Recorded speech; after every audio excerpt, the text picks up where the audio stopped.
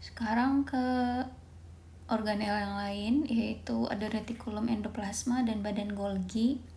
Kalau di video sebelumnya itu gue ngomongin soal dua organel, ada nukleus sama ribosom. Nah ini ada dua lagi. Jadi biar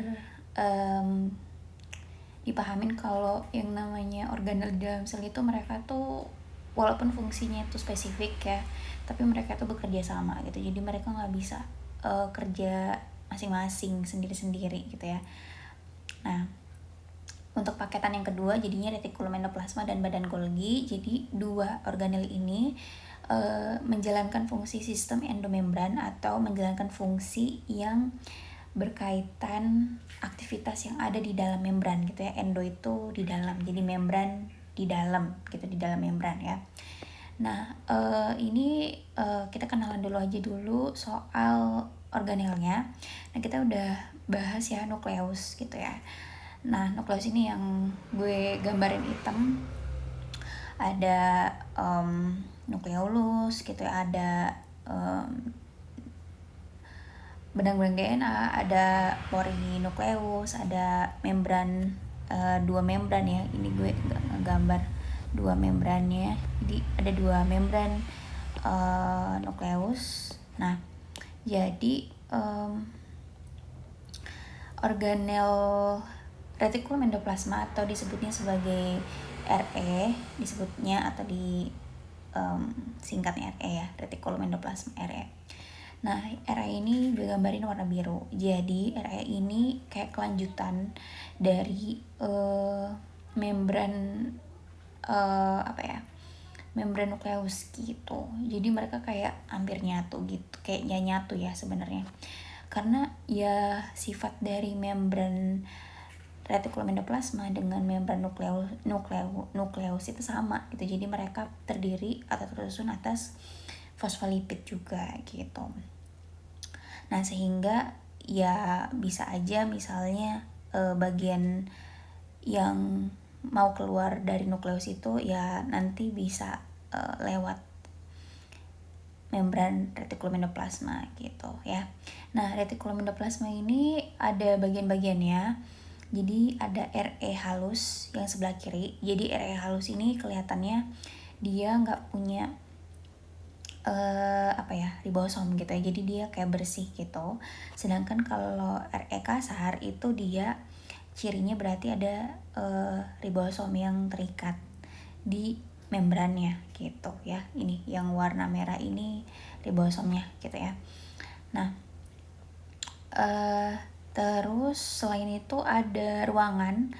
Jadi yang warna putih itu di sepanjang RE itu ada ruangan yang warna putih itu ya, ruangan atau lamina RE.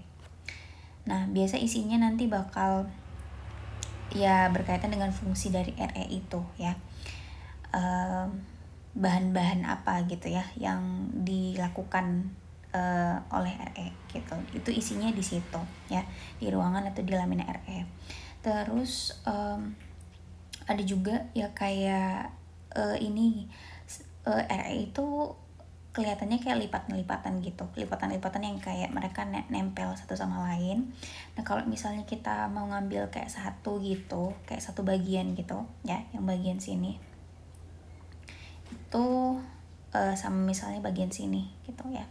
Nah jadinya kayak gini nih gitu ya. Jadi ada yang namanya sisterna RNA, kok RNA sih, sisterna RE ya, sisterna RE. Jadi sisterna RE itu kayak berarti ya kayak satuan dari lipatan-lipatan ini gitu ya. Jadi ada sisterna RE yang untuk RE halus dan ada sisterna RE yang untuk RE kasar gitu, yang ada ribosomnya.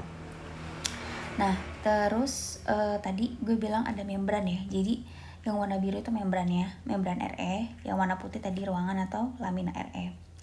Terus ada lagi bagian lain yaitu ini, ada yang dia itu sisternanya gitu ya, atau bagian dari RE-nya itu yang dekat dengan organel lain, atau dia kayak di ujung gitu, di ujung luar. yang disebutnya sebagai transitional area atau ruangan transisi atau ruangan transport ya. Jadi ya kalau misalnya dia itu transisi berarti ada entah misalnya bahan atau biomolekul atau apapun gitu ya yang sudah dilakukan di RE itu nanti dipindahkan atau nanti akan ditransportasikan gitu. Jadi dia letaknya di ujung. Nah terus ada juga vesicle. Vesicle ini tuh misalnya tadi ya si ruangan transisi ini tuh nantinya bisa lepas dari RE yang keseluruhan sehingga nanti dia akan membentuk vesicle gitu. Vesicle yang ada di dalamnya kayak biomolekul yang akan ditindaklanjuti lagi gitu ya oleh organel lain gitu. Jadi nanti dia akan pindah misalnya atau dia akan keluar atau berpisah dari RE-nya gitu. Jadi nanti RE itu bisa menghasilkan gelembung atau yang disebutnya sebagai vesicle yang ada isinya gitu ya. Nah isinya itu nanti akan ditindaklanjuti lagi atau diproses lagi gitu ya. Nah jadi itu untuk retikulum endoplasma fungsinya nanti dulu ya. Sekarang gue ke badan Golgi atau aparatus Golgi biasanya. Jadi badan Golgi itu biasanya dekat dengan RE. Nah badan Golgi ini juga punya bagian-bagiannya, tapi gue belum tulis bagian-bagiannya. Gue pengen kasih lihat aja.